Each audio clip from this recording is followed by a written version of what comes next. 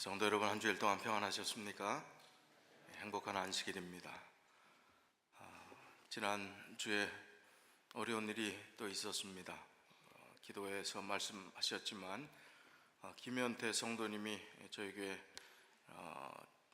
나오신 지 이제 2년 가까이 되어 가시는 것 같은데요. 횡단보도에 파란불에 건너가다가 교통사고를 당하셨어요.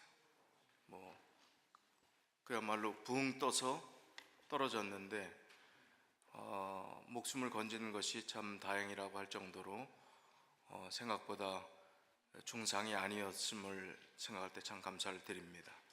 지금 병원에서 퇴원하셔서 이제 재활센터로 옮기셨습니다. 한 4주 정도 이제 더 치료하고 이제 퇴원하실 계획을 갖고 있습니다. 여러분 계속해서 기도해 주시고 또 위문해 주시고 응원해 주시면 감사하겠습니다. 여러분, 매일 함에 보면 책자 한 권씩이 있을 겁니다. 이 책은 여러분들께 드리는 선물입니다. 저희 교단에서 오랫동안 목회하시고 은퇴하신 문창길 목사님께서 크리스찬의 필수 지식이라 하는 내용으로 성경의 핵심 진리들을 잘 세분화해서 기록해 놓은 말씀입니다. 우리 재림 신앙에 대한 아주 확고한 정체성을 이 말씀을 읽으면 다시 한번 확인할 수 있는 귀중한 책입니다. 무료로 드리는 것입니다. 나중에 혹시 감사의 인사를 하시고 싶은 분이 계시면 아마 연락처가 여기 뒤에 있는지 모르겠습니다. 그렇게 고마운 인사를 표현해 주시면 좋을 것 같습니다. 오늘 또 서북미 지역의 북한 고아 돕기, 또 한국에 있는 삼육기술원의 청소년들의 장학금을 위해서 자선음악회 하는 그곳에 시애틀에 저희 교회가 참석을 합니다. 그곳에 또 가기 원하시는 분이 계시면 또 이 찬양대 안덕 집사님께 문의하셔서 자세한 안내를 받으시면 좋겠습니다. 응원단도 좀 많이 오셨으면 좋겠어요. 저희가 제일 멀리 가는데 응원단도 좀 오시면 좋을 것 같습니다. 감사합니다. 오늘은 제자도란, 제자도, 지금 소그룹을 넘어 사역팀으로 라는 총 제목으로 지금 두 번째 말씀을 드리고 있습니다. 한국연합회 선교부에서 발간한 이 책의 내용을 중심으로 해서 핵심 내용들을 다루고 있습니다. 제자도란 무엇인가? 제자라는 이야기를 신앙생활 하시면서 얼마나 많이 들었습니까? 소그룹에 대한 설교는 전에도 들었는데 왜 또 할까? 그렇게 말씀하시는지 모르겠습니다. 저희가 계획대로라면 내년 봄에 이 본당 건물과 소예배당 건물 외에 나머지 건물을 다 헐어내고 새로 거의 재건축 수준의 리모델링을 시작을 합니다. 그렇게 되면 이 교회에서 저희가 예배를 드리지 않습니다. 다른 곳에 렌트를 해서 거의 1년 가까이 되는 기간 동안 저희가 이 교회 활동을 하지 못하게 됩니다. 렌트를 하게 되면 아무래도 예배 시간 외에는 교회 건물을 활용할 수 없게 됩니다. 그렇다면 우리가 그 1년 기간을 어떤 기간으로 보내는 것이 가장 효율적일까요? 소그룹을 아주 잘 강화해서, 지금 소그룹이 잘 되는 반이 있고 중단된 반이 있고 또 잘 안 되는 반이 있습니다. 그런데 우리가 이 소그룹을 그 전에 잘 안 되는 것을 또 억지로 막 해갖고 이렇게 할 마음이 없습니다. 자원하는 분들 중심으로 해서 소그룹에 더 강화된 특별한 그 하나의 소그룹 반이 있다면 사역팀을 이루는 소그룹이 되는 것입니다. 소그룹보다 더 강력한 것입니다. 그러나 내가 원하는 곳에 가게 되고 자원하는 마음으로 참여하게 되는 그런 소그룹을 저희가 재편하려고 하는 것입니다. 여러분들이 사역팀의 개념, 소그룹을 넘어 사역팀으로라 하는 그 개념을 이해하셔야 되기 때문에 제가 한 8번 정도에 걸쳐서 11월 말 정도까지 이 개념들을 좀 말씀을 드리고, 또 이 겨울 동안 그런 사역팀들을 저희가 다시 한번 추스려서 잘 만들고, 그 다음에 내년 봄부터 시작되니까 그 전부터 내년부터 가능하면 시작되어서 탄탄한 사역팀 중심의 소그룹을 이끌어 가려고 합니다. 이제 말씀을 좀 차근차근 들으시면 사역팀이 무엇이고 사역팀은 또 어떤 것이 있고 또 어떻게 할 때 우리 교회에 유익이 될 뿐만 아니라 내 개인 신앙에도 참 유익이 되고 여러 면에 참 좋겠구나 하는 생각들을 가지실 수 있을 것입니다. 그 중에 오늘 두 번째는 참된 그리스도의 제자가 된다는 것은 어떤 의미인가를 우리가 알아야 이 소그룹 사역팀에 자원하는 심령을 가질 수가 있습니다. 그래서 근본적인 기초 작업이라고 생각하시면 되겠습니다. 오늘 본문의 말씀은 누가복음 14장 26절 27절 말씀입니다. 무릇 내게 오는 자가 자기 부모와 처자와 형제와 자매와 더욱이 자기 목숨까지 미워하지 아니하면 능히 내 제자가 되지 못하고 누구든지 자기 십자가를 지고 나를 따르지 않는 자도 능히 내 제자가 되지 못하리라. 굉장히 부담이 되는 말씀입니까? 어렵게 느껴지는 말씀입니까?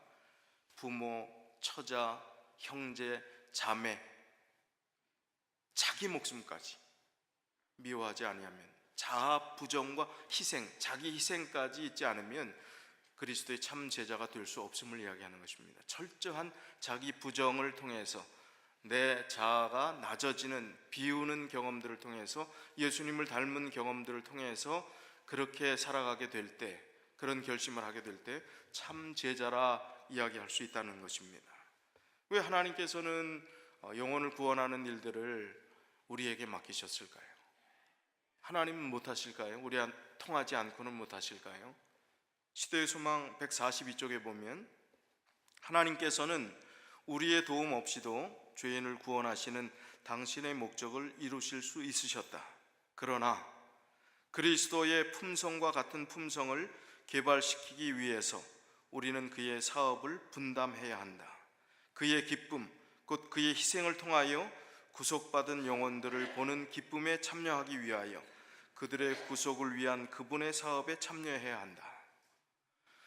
하나님께서 가장 기뻐하시는 일은 하나님을 알지 못하던 사람이, 또 하나님의 길에서 벗어났던 사람이 하나님을 알게 되고 하나님 품으로 돌아와서 하나님 안에서 살아가는 그 모습을 하나님께서 가장 기뻐하시는 것입니다. 하나님의 기쁨을 우리도 좀 맛보면 좋겠다는 것입니다. 내가 이렇게 기쁜데 너는 얼마나 좋겠느냐.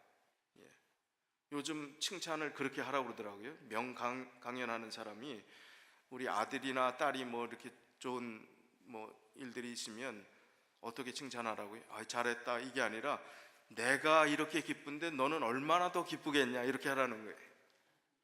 하나님이 이렇게 기쁘신데 우리는 어떨까요? 하나님이 기뻐하는 그 마음을 알게 하기 위해서 영혼 구원 사업을 우리에게 맡겨주셨다는 것입니다. 하나님이 그렇게 기뻐하는데 너희도 그 기쁨을 좀 알면 좋겠다.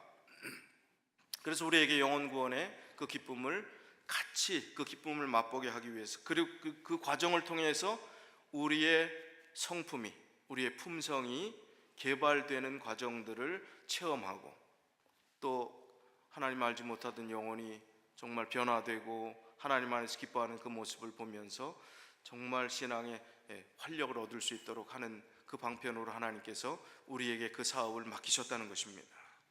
자, 우리가 두 가지 측면이 있습니다. 어떤 경우에는 준비돼야 전도를 하지, 그렇게 기초 준비가 되네, 뭘 알아야지 전도를 하고 영혼 구원을 하지, 준비가 우선이다, 이렇게 이야기하는 분이 있습니다. 그러나 준비가 덜 됐어도 영혼 구원 사업을 위해서 내가 최선을 다하고 그 일을 먼저 하기 시작하면 그 함으로 인해서 준비가 된다. 어떤 게 맞는 것 같습니까? 전자의, 후자의? 잘 모르시겠습니까? 자, 그러면 예를 들지요. 예수님의 제자를 한번 보겠습니다. 예수님께서 제자들을 사역자로 현장에 파송하셨을 때 그들의 품성이 완전했습니까? 아니에요. 베드로는 성미가 급하고 우쭐대기를 좋아했고, 요한과 야고보의 별명은 뭐였어요? 성질이 하도 급해갖고 우레의 아들이라는 별명을 가졌습니다. 그 성질 급한 사람이 사랑의 사도로 나중에 바뀐 것 보면, 요한이라는 사랑의 대명사처럼 됐던 것을 보면 참 우레와 같은 그 성격이 그렇게 바뀔 수 있구나. 그런 사람들, 도마는 여전히 의심 많은 제자였습니다. 그럼에도 불구하고 예수님께서는 그들을 사역 현장으로 내보내셨습니다. 오늘날도 마찬가지입니다. 우리의 품성에 결함이 있을지라도 사역의 현장으로 나아가 그리스도의 사역에 동참하다 보면 품성의 변화를 경험할 수 있습니다. 인내가 필요함을 배우게 됩니다. 내가 인내하지 못했던 사람인데 영혼을 구원하다 보니까 인내심이 필요하구나, 용서가 필요하구나, 사랑이 필요하구나, 희생이 필요하구나, 헌신이 필요하구나, 예수님의 십자가의 희생이 얼마나 큰 것인가를 깨닫게 되는 것입니다. 그래서 이 사역의 개념과 품성 변화의 관계는 불가분의 관계입니다. 품성은 사역의 기초입니다. 품성이 좋아야 좋은 사역을 할 수 있습니다. 그러나 사역은 품성 변화의 첩경이 되는 것입니다. 다 준비되어야 하는 것 아니에요. 좋은 품성을 가지고 사역을 하는 것 참 좋은 일이지요. 품성이 사역의 기초가 되는 것 분명합니다. 사람은 누구나 장점이 있고 단점이 있습니다. 그러니까 그 품성의 장점들을 개발시켜서 하나님의 일들을 하다 보면 단점도 어떻게 해요? 품성 변화의 첩경이 된다는 것입니다.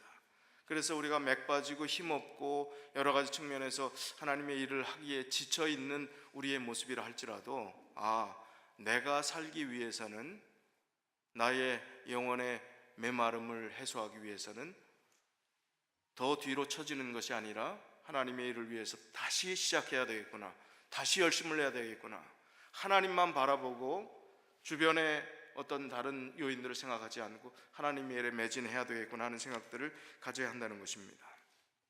이 제자도의 의미를 5가지, 신약 성경에 예수님께서 직접 하신 5가지 특징을 가지고 제자도에 대해서 설명을 좀 드리도록 하겠습니다. 첫 번째는 그리스도의 참 제자는 자아를 부인한다, 자기 자신을 부인한다는 것입니다.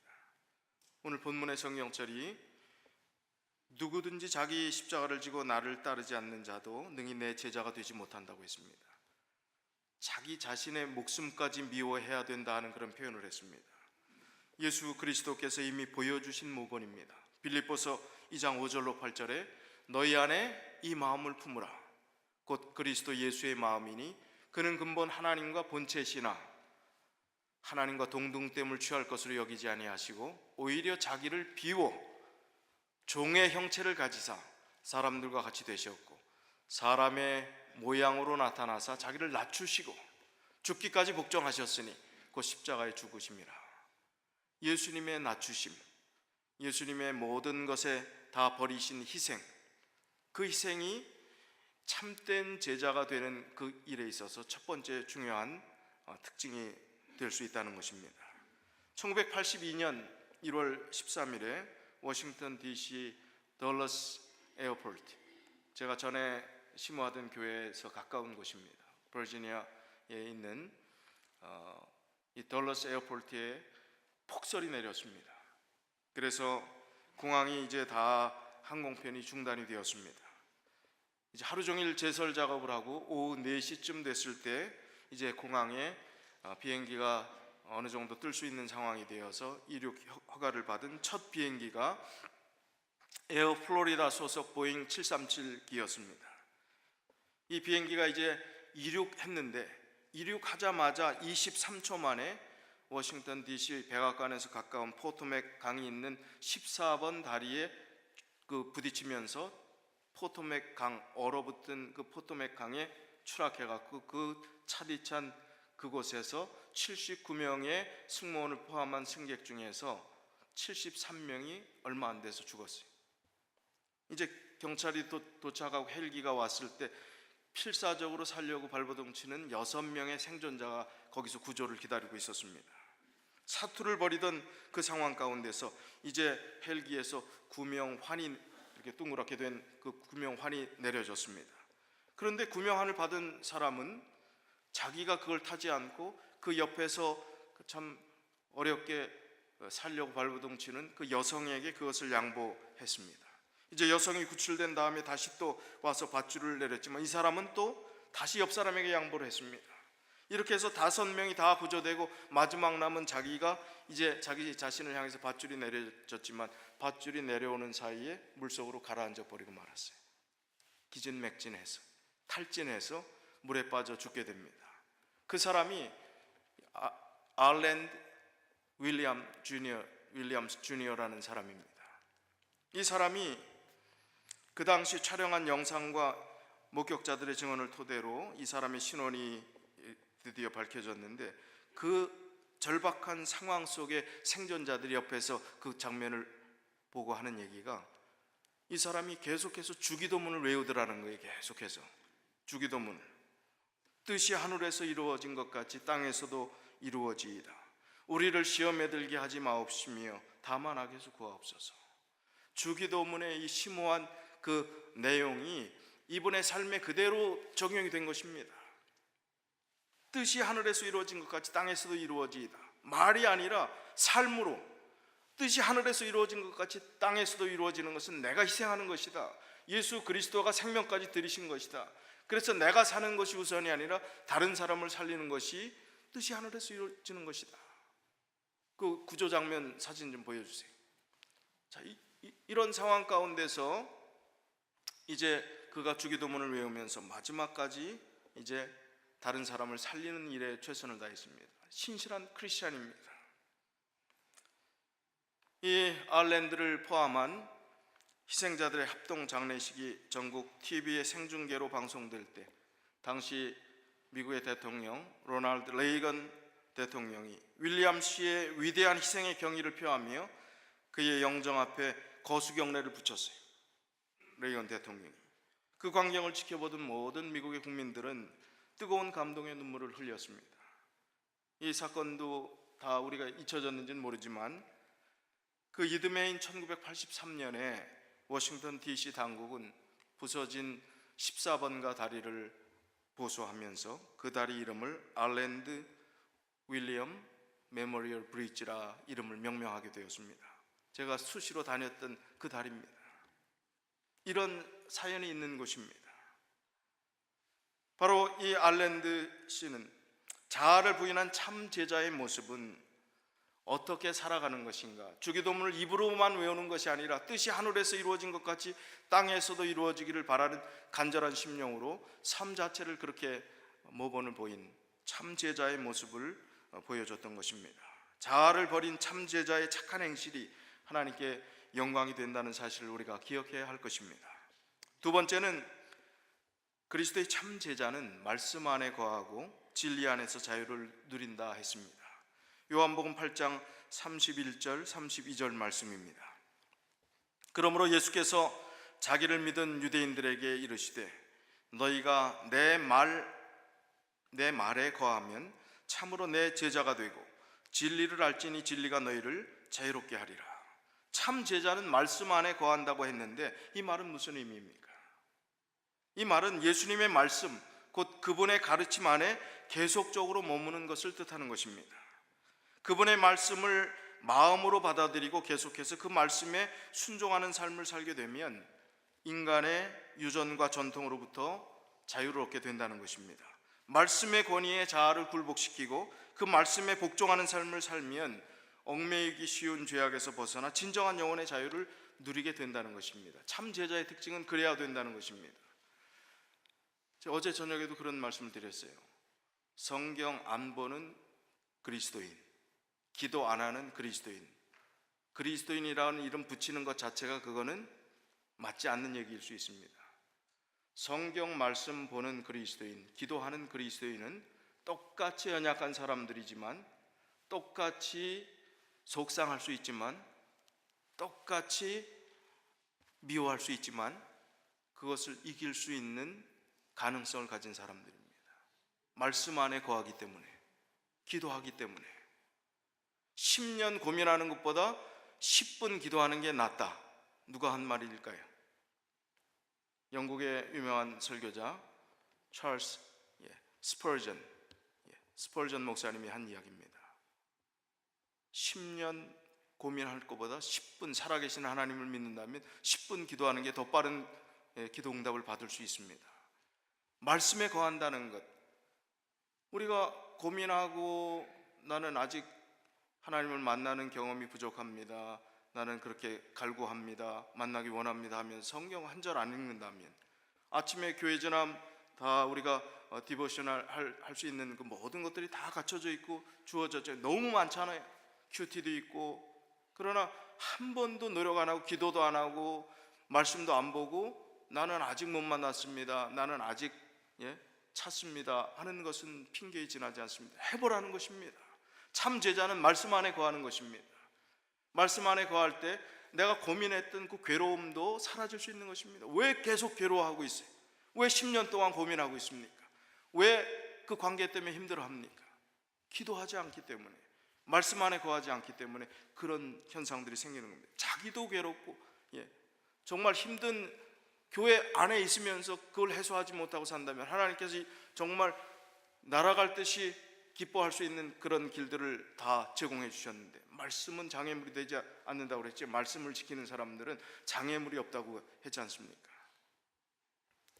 바로 하나님의 말씀 안에 거할 때 진리 안에 참 자유를 얻게 된다 했습니다. 참 제자의 두 번째 특징은 바로 말씀 안에 거하는 것이라 그렇게 예수님께서 직접 말씀하고 계십니다. 세 번째 참 제자의 특징은 고난을 견디는 사람들이라 했습니다. 참 제자의 특징은 고난을 견딥니다. 마태복음 10장 24절 25절, 제자가 그 선생보다 또는 종이 그 상전보다 높지 못하나니 제자가 그 선생 같고 종이 그 상전 같으면 족하도다.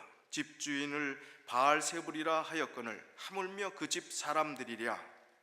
자, 이 말씀이 뭐예요? 쉬운 번역으로 좀 다시 한번 읽어보겠습니다. 제자가 스승보다 더 높지 않고 종이 주인보다 더 높을 수 없다. 제자가 스승만큼 되고 종이 주인만큼 된다면 그것은 기쁜 일이 아니겠느냐.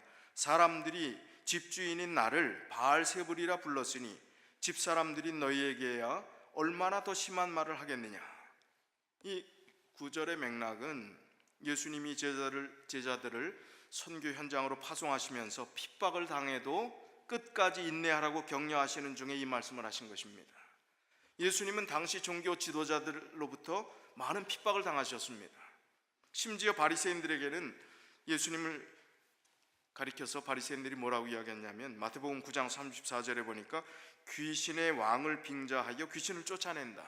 바알세불, 귀신이다, 마귀다, 아주 악의 축이다. 오늘로 말하면 악의 축 같은 존재라고 예수님을 향해서 비난을 했습니다. 그럼 예수님이 그렇게 비난을 받는다면 제자인 너희들은 어떨까? 복음을 전할 때 욕먹는 거 당연하다고요? 당연하다고요.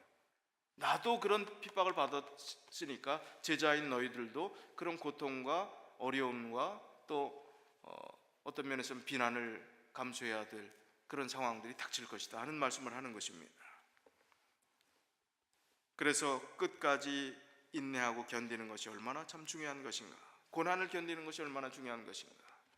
인도네시아에 지금 태풍으로 인해서 많은 어려움이 있죠. 2,000명 이상의 사람들이 사망하고 거기에 36만 명 정도가 지금 태풍 있는 지역의 인구인데, 인도네시아는 모슬렘 인구가 95%입니다. 그 이슬람 지역에서 우리 재림 교인으로 살아간다 하는 것이 얼마나 어려운 일일까 한번 생각해 보세요. 우리 교인이 몇 명쯤 되는지 아십니까? 36만 명 중에서 7,000명이 있어요. 굉장히 많은 겁니다. 전체 인구 중에서 그 7,000명이 있다는 것은요, 우리 재림교인도 5명이 죽었습니다. 100여 명이 지금 중상을 당해 교회는 막 폭탄 맞은 것처럼 무너져 내리고 있습니다. 우리도 이제 해외 선교 자금을 어떻게 활용해야 될 것인가, 우리가 그런 장소들을 찾고 있는데, 우리가 다음에 운영위원회 때 의논해서 거기를 도울 마음도 있습니다. 제 개인적인 마음은 거기를 돕고 싶은 생각이 우선 듭니다. 근데 인도네시아에서 신앙생활을 한다는 것, 기독교인이라 하는 것은 그 삶 자체의 핍박과 또 불이익을 감수하고 살아야 되는, 그냥 삶 자체가 핍박입니다. 예배 드리는데 과격주의자들이 폭탄을 던져서 수많은 사람들이 죽어서 인도네시아 우리 재림교회 안에서요. 그 교회 문 닫고 없어졌을까요? 또 여전히 예배를 드릴까요? 아직도 복구되고 세월이 지났지만 목숨의 위협을 감수하고 지금도 여전히 그 교회는 예배를 드리고 있습니다. 예수 믿는다는 것 자체가 핍박이고 어려움이고 참 제자가 된다는 것은 그것을 감수해야 되는 그 시점에 우리가 살고 있는데, 우리가 당하는 마음에 조금 석연치 않은 그런 서운함이나 또 인간적인 관계에서 오는 그런 모든 것들을 참 제자로 주님의 길들을 따라가는 사람들이라면 우리가 극복해야 되지 않겠습니까? 그리고 이겨내야 되지 않겠습니까? 그리고 내 자신이 자아를 부정한다고 하는, 내 자신을 예수 그리스도처럼 낮춘다고 하는 것, 그런 길로 우리가 따라가야 되지 않겠습니까?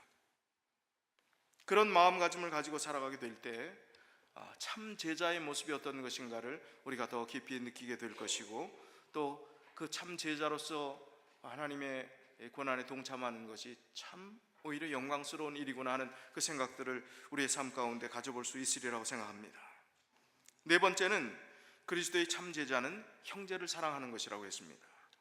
예수님께서 직접 하신 말씀 5가지 특징들을 말씀하는 것입니다. 너희가 서로 사랑하면 이로써 모든 사람이 너희가 내 제자인 줄 알리라. 사랑은 하나님께 속한 속성입니다.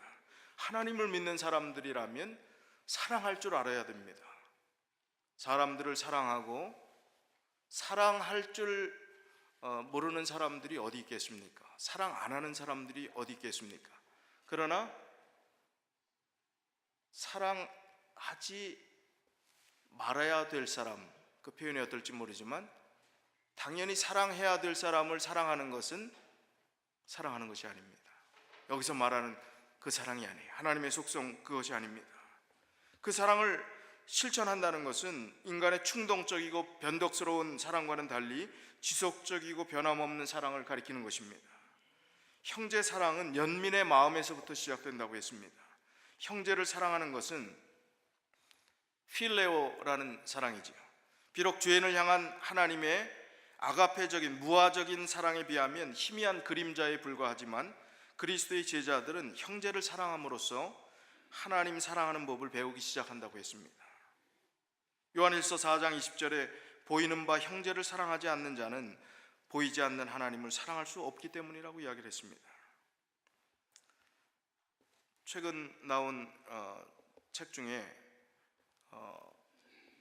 주 안에서 사람은 바뀐다라는 이 책에 있는 내용을 좀 소개해드리고 싶습니다. 유기성 목사, 이분이 지은 그 책 중에 한 이야기가 나오는데, 거기 성경절에 마태복음 5장 44절 45절에 보면 이런 말씀이 있습니다. 나는 너희에게 이르노니 너희 원수를 사랑하며 너희를 박해하는 자를 위하여 기도하라. 이같이 한즉 하늘에 계신 너희의 아버지의 아들이 되리니 이는 하나님이 그 해를 악인과 선인에게 비추시며 비를 의로운 자와 불의한 자에게 내려주심이니라. 많은 성도들이 이 말씀을 듣고 두려워합니다.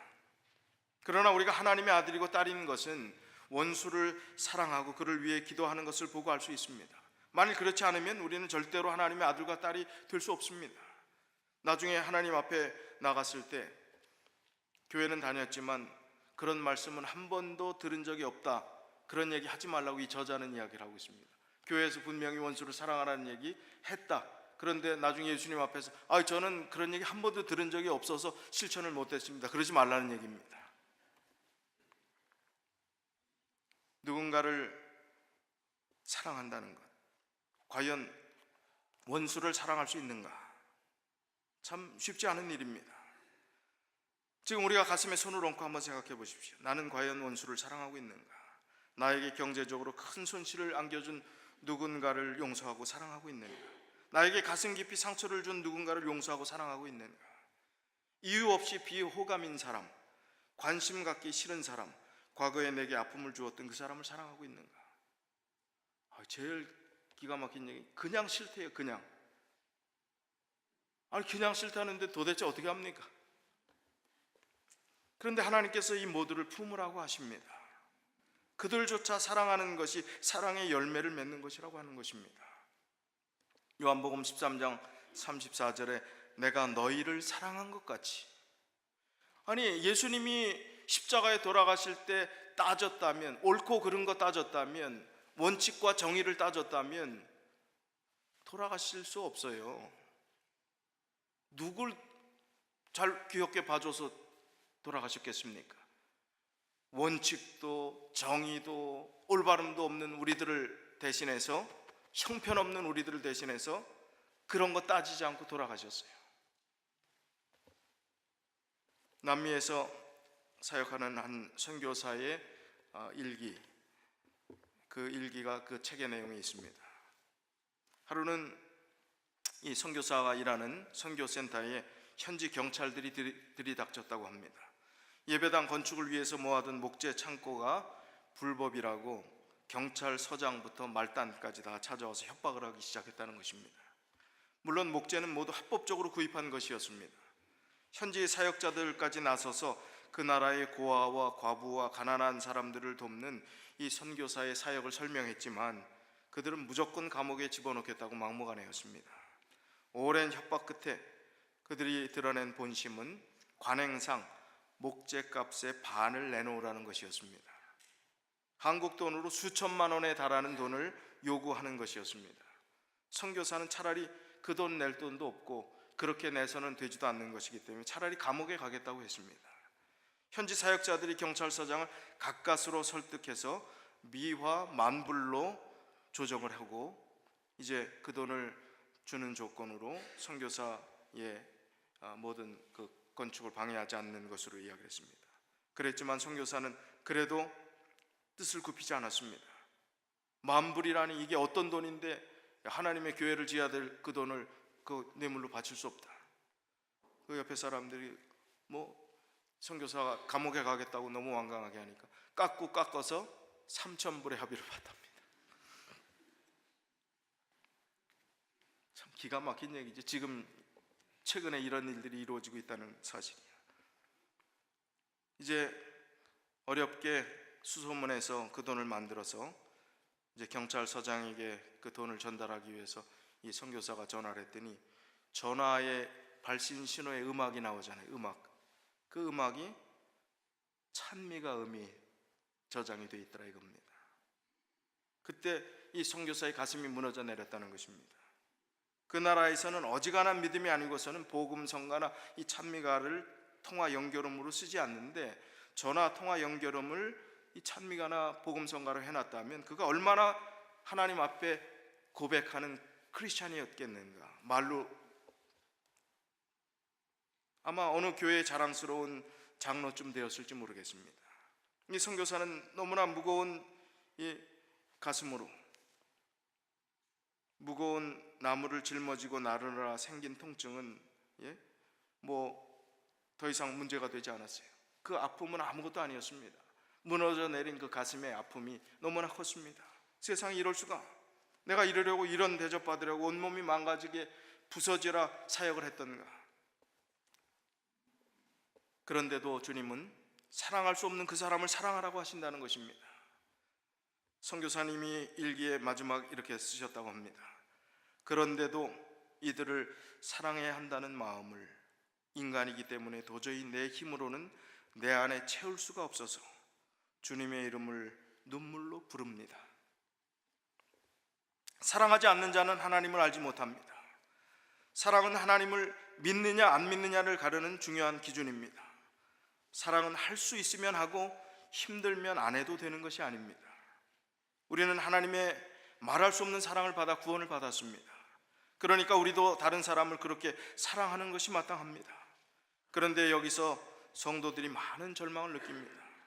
예수를 믿기는 믿어도 사랑으로 소문나지 않고 원수를 사랑할 자신도 없기 때문입니다. 원수도 사랑하라는 말씀이 너무 부담스럽고 그대로 살 수 있다고 믿어지지 않습니다.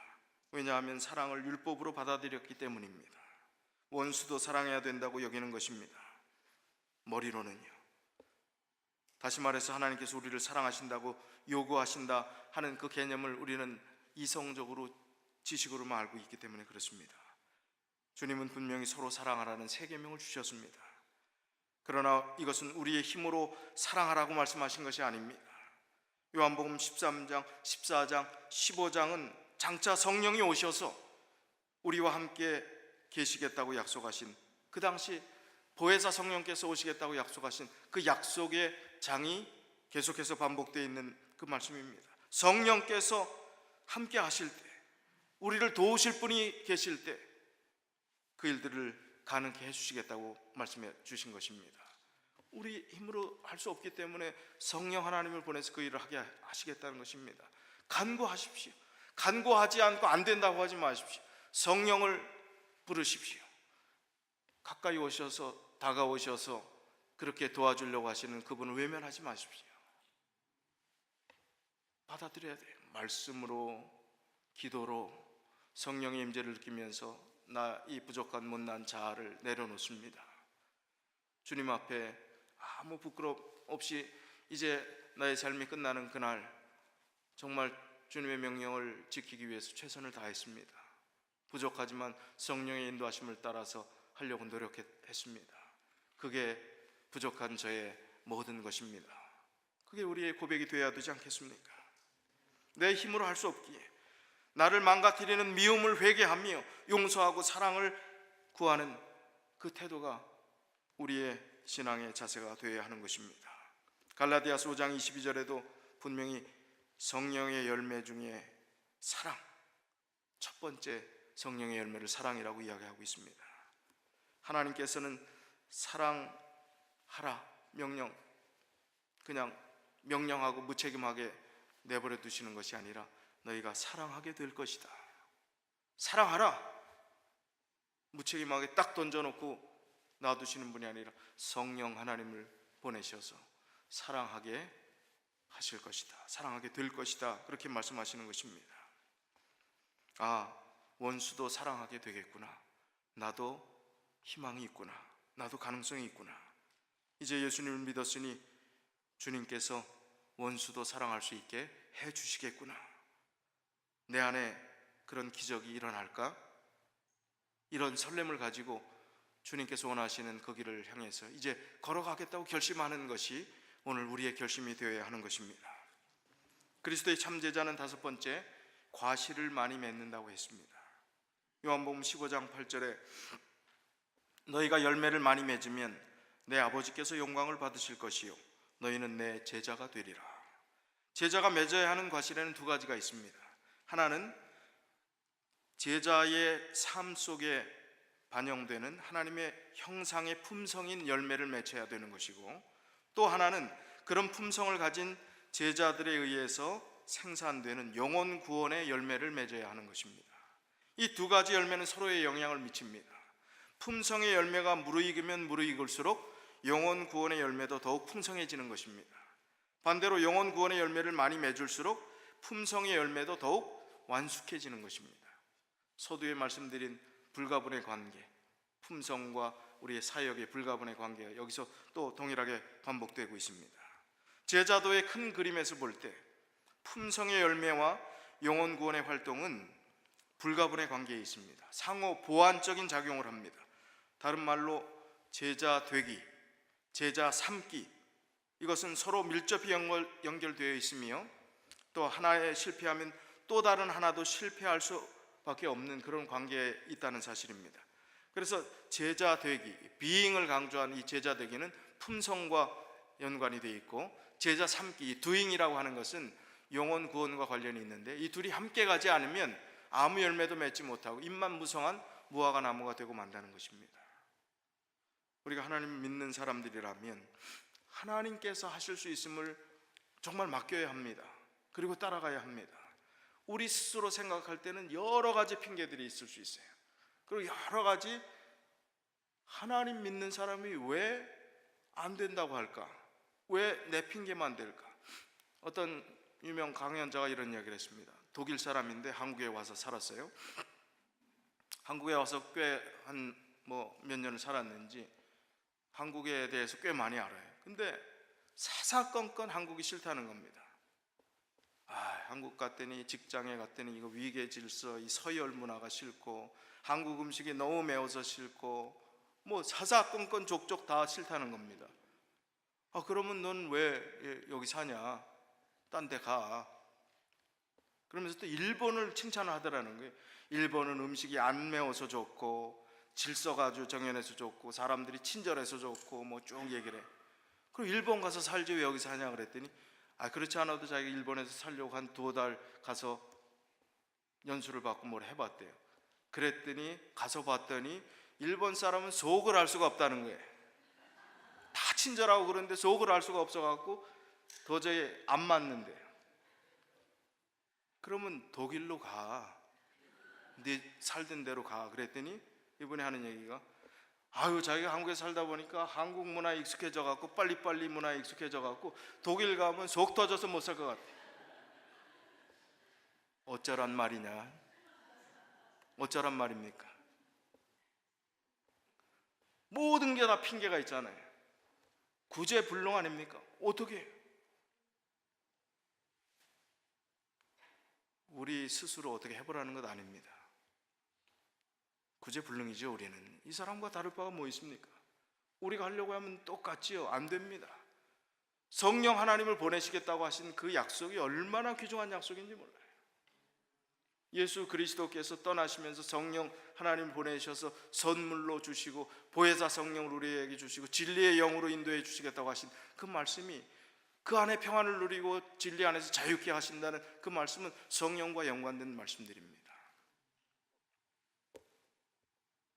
사도행적 17쪽에 그리스도께서는 당신의 사업을 수행하시기 위하여 유대 사내들인의 학식 있는 자들이나 웅변가 혹은 로마의 권력을 택하지 않으셨다. 대주제께서는 세상을 움직일 그 진리를 선포하는 일에 독선적인 유대 교사들을 제쳐놓으시고 비천하고 무식한 사람들을 선택하셨다. 그분은 이 사람들을 당신의 교회의 지도자들로 훈련하시고 교육시키기로 작정하셨다. 그들은 또 다른 사람들을 교육시켜 복음 기별을 주어 내보내게 될 것이었다. 똑똑한 사람 하나님 택하지 않으셨습니다. 왜요? 사람이 하는 일이 아니기 때문에.